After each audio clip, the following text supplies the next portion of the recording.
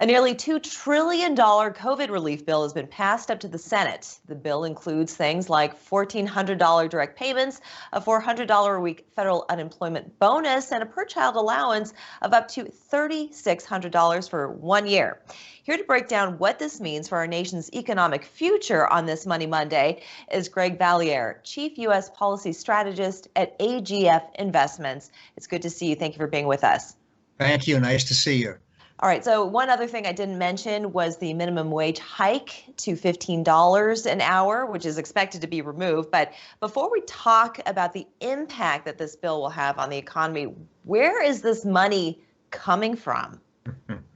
Well, it's going to come from you and me and the country as a whole. It's a staggering amount of money. We've never spent this much.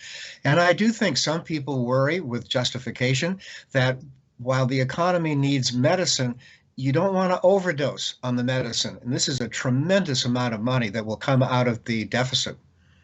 Now, the country was already running a deficit of about $1 trillion at the end of 2019, if I have my numbers correct.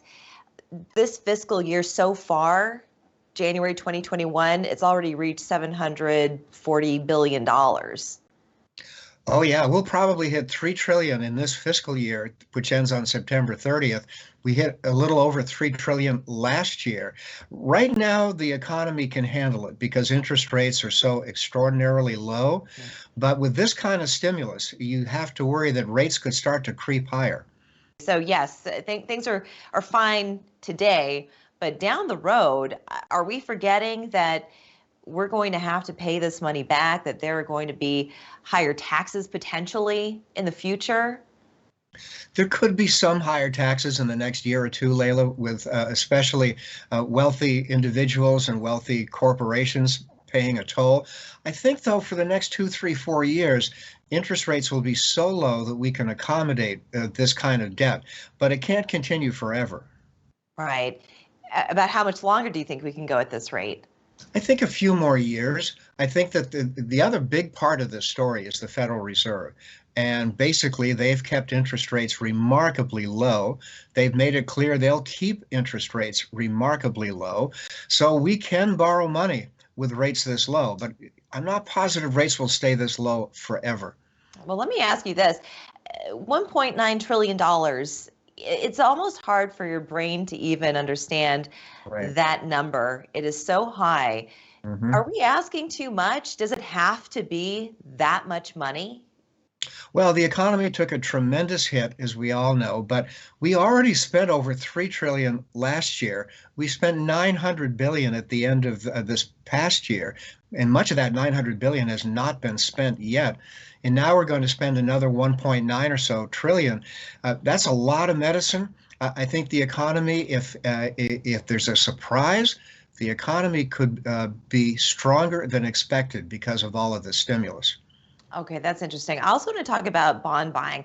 Let's do that after the break. We're going to take a 2-minute pause here. We'll be back after this. Welcome back on this Money Monday. We've been chatting with Greg Valliere, Chief U.S. Policy Strategist at AGF Investments. And something that we didn't touch on in this last segment, inflation. Nasty, nasty word. Yeah. So what is happening with inflation? You've got a really interesting scenario, Leyla, with the chairman of the Fed, Jerome Powell, basically telling people he would like higher inflation. That's rarely happened before at the Fed. And in truth, he would like to see inflation get above their target of 2%.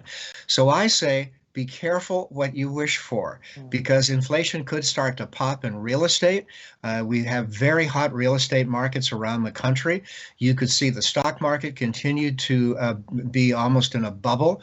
So inflation down the road could be a concern because the Federal Reserve is so accommodative right now with their policies.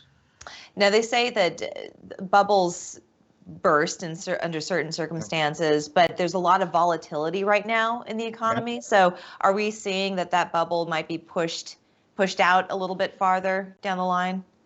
It could be, but there's so much liquidity. The Fed has put so much money into the system, and the Congress has put so much money into the system that you would have to worry at some point about things beginning to overheat. I think in the short run, we're good. I think the stock market will stay strong.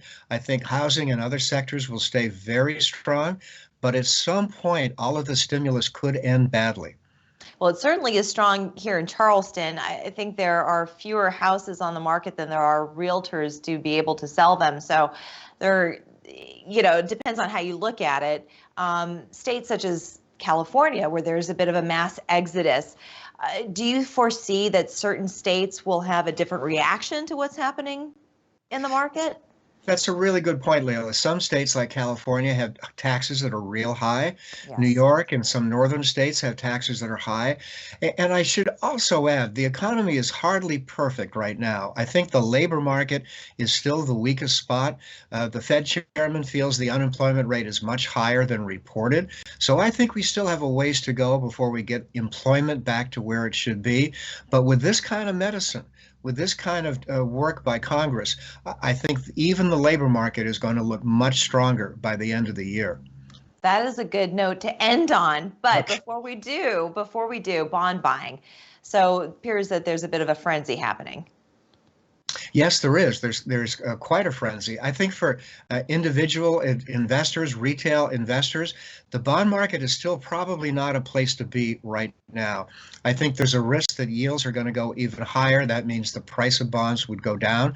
So I think that ordinary investors should stay away from the bond market and leave it to the professionals.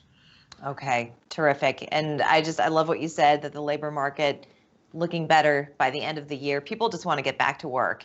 It's Greg going to happen. Valliere, thank you so much for your insight. We really appreciate your time. Thank you. Great to be with you.